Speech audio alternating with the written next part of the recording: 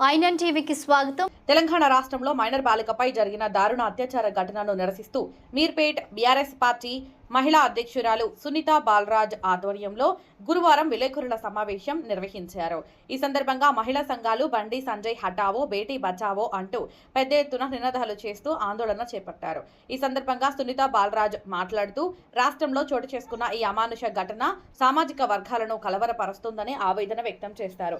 నిందితులు ప్రభావశీల రాజకీయ కుటుంబానికి చెందినవారు కావడంతో కేసును తప్పుదోవ పట్టించే ప్రయత్నాలు జరుగుతున్నాయని ఆమె ఆరోపించారు. రాజకీయ ఒత్తిళ్లకు తలొగ్గకుండా బాధ్యులపై తక్షణమే కఠిన చర్యలు తీసుకోవాలని, నిందితులు ఎంతటి వారైనా ఏ రాజకీయ కుటుంబానికి చెందిన వారైనా చట్టం ముందు సమానంగా చూడాలని, రాష్ట్రంలో మహిళలకు భద్రత కల్పించడంలో ప్రభుత్వం విఫలం కాకూడదని, చట్టంపై ప్రజలకు నమ్మకం కలిగించాలని డిమాండ్ చేశారు. బాధితురాలికి న్యాయం జరిగే వరకు తమ పోరాటం ఆగదని వారు స్పష్టం చేశారు. ఈ నిరసన కార్యక్రమంలో శ్రీను నాయక్, అనిల్ కుమార్ యాదవ్, సిద్ధాల అంజయ్య, గోపి యాదవ్, జగల్ రెడ్డి, సింగం రాజు మరియు మహిళా నాయకురాళ్లు పద్మ, సుజాత, మాధవి, రాధా, లక్ష్మి, సహస్ర, బుచ్చమ్మ, రాధిక, సుప్రియ, మణమ్మ, అంజలి, సుజన్య తదితరులు పాల్గొన్నారు.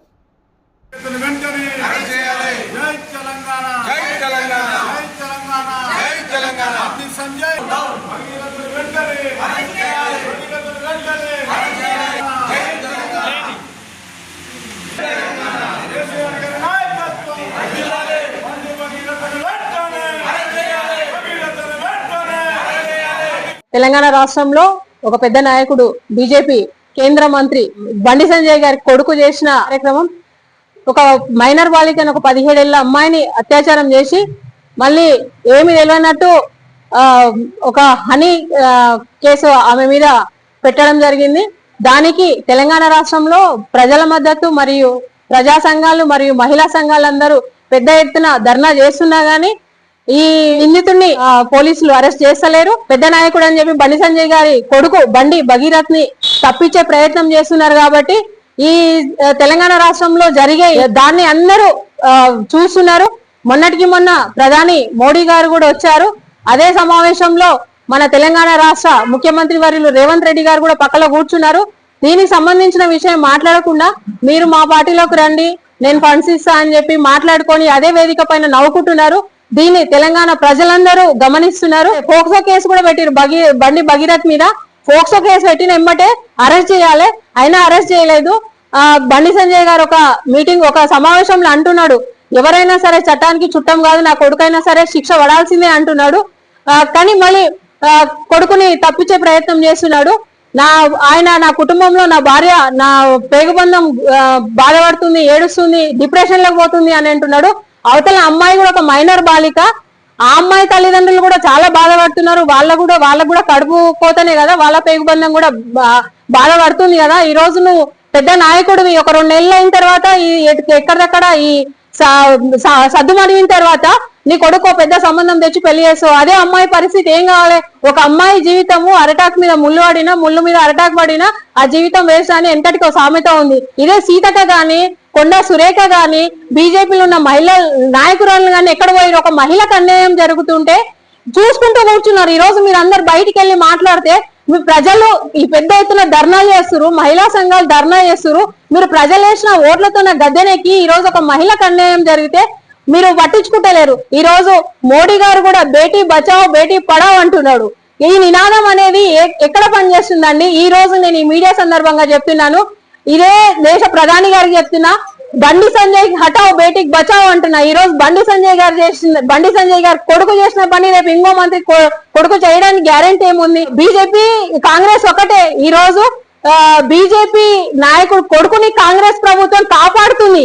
రేవంత్ రెడ్డి గారు ఎందుకు సపోర్ట్ చేస్తలేరు? ఒక మహిళ కదా, ఒక మైనర్ బాలిక కదా, ఆ అమ్మాయికి న్యాయం చేయాలి కదా. ఎంతసేపు బీజేపీ సపోర్ట్ చేస్తుందే కాబట్టి మీరు ఒక్కటే కాబట్టి కాంగ్రెస్ ప్రభుత్వం, బీజేపీ కేంద్రంలో వాళ్ళు ఉన్నారు, రాష్ట్రంలో వీళ్ళున్నారు, వీళ్ళు ఒక్కటే కాబట్టి సపోర్ట్ చేస్తలేరు. ఆ అబ్బాయిని ఎక్కడ పోయి దేశం దాటియాలని చూస్తున్నారు. ఇప్పటికైనా మీరు నిర్లక్ష్యం వహించకుండా బండి భగీరథ్ని తీసుకొచ్చి విచారించండి.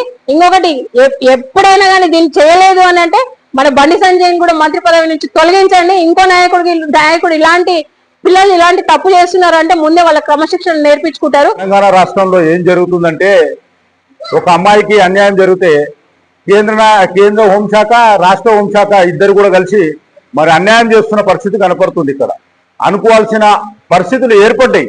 ఎందుకంటే చట్టం ఉన్నవారికి చుట్టం అన్నట్టు మరి ఇక్కడ జరిగిన సంఘటనలో ఈ యొక్క కేంద్ర హోంశాఖ సహాయ మంత్రి వర్యులైనటువంటి బండి సంజయ్ గారి సుపుత్రులు భగీరథ్ గారు చేసినటువంటి ఈ యొక్క కార్యక్రమాన్ని కప్పిపుచ్చుతున్నటువంటి మరి రాష్ట్ర ప్రభుత్వ మరి హోంశాఖ మార్చినటువంటి స్వయాన ముఖ్యమంత్రి గారు మరి ఈరోజు చూసుకుంటే మరి ప్రజలందరూ కూడా భయభ్రాంతులకు గురి అవుతా ఉన్నారు. ఎందుకంటే న్యాయం జరుగుతుందనే ఒక ఆశ ఉన్నటువంటి పేద ప్రజలకు కానీ ఆడపిల్లలకు కానీ ఎక్కడ కూడా రక్షణ లేదనే విధంగా ఈరోజు జరుగుతూ ఉన్నది.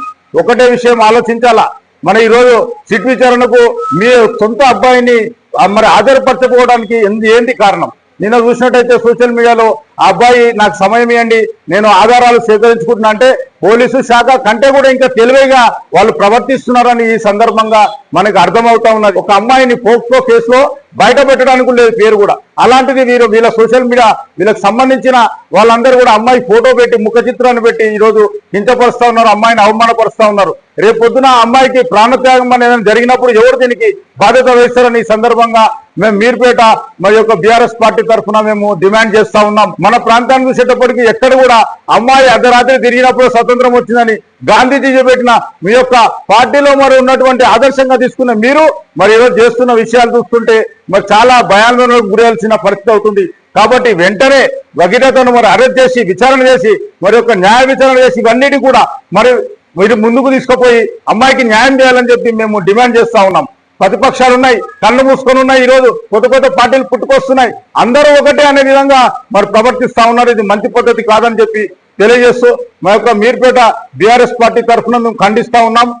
కేంద్ర హోంశాఖ సహాయక మంత్రి బండి సంజయ్ గారు వారి సుపుత్రుడు చేసిన ఘనకార్యానికి ఈరోజు కాంగ్రెస్ పార్టీ ఒత్తాసు పలికి వాళ్ళ అబ్బాయిని అరెస్ట్ చేయకుండా కప్పిపుచ్చే ప్రయత్నం చేస్తుంది. పోస్కో కేసులో ఇప్పటి వరకు సిట్టు విచారణ జరిపారా? గతంలో సర్జనాథ్ గారు చటాన్పల్లిలో కేసు జరిగినప్పుడు పొద్దున్నే మళ్ళీ ఎన్కౌంటర్ చేయడం జరిగింది. అంటే పేదోడిపై తుపాకీ పేలుతుంది కానీ ఉన్నోడిపై తుపాకీ పేలదా? పేదోడికి ఒక న్యాయం, ఉన్నోనికి ఒక న్యాయమా? అన్నా, మీకు మీ అన్నని, మీ తమ్ముని, మీ కొడుకుని, నా కొడుకుని బ్లేమ్ చేస్తున్నారు. నా కడుపు రగిలిపోతుంది, మేము ఎంతో బాధపడుతున్నామని చెప్తున్నావు. ఓ ఆడపిల్లని కన్నోళ్ళు, ఆడపిల్ల తల్లిదండ్రులు ఎంత బాధపడతారు? నీ అధికారం నీకుంది కాబట్టి ఈరోజు ఆ కేసును అణిచేసే ప్రయత్నం చేస్తున్నావు. సెంట్రల్ మినిస్టర్ అయినా కానీ ఒక కొడుకును అరెస్ట్ చేయడానికి ఒక మన స్టేట్ గవర్నమెంట్ ఒక ముఖ్యమంత్రి ఆ శాఖకు ఉండి కూడా ఒక 24 గంటల్లో మా అరెస్ట్ చేసిన సామాన్యునైతే 24 గంటలు తీసుకొచ్చి ఒక స్టేషన్ లో బంధించి దీని న్యాయం ఏందనేది అప్పుడు తెలుపుదురు. ఒక మినిస్టర్ కాబట్టి అక్కడ పైన ఏం జరుగుతుందో ఎవరికి అర్థం కావడం లేదు.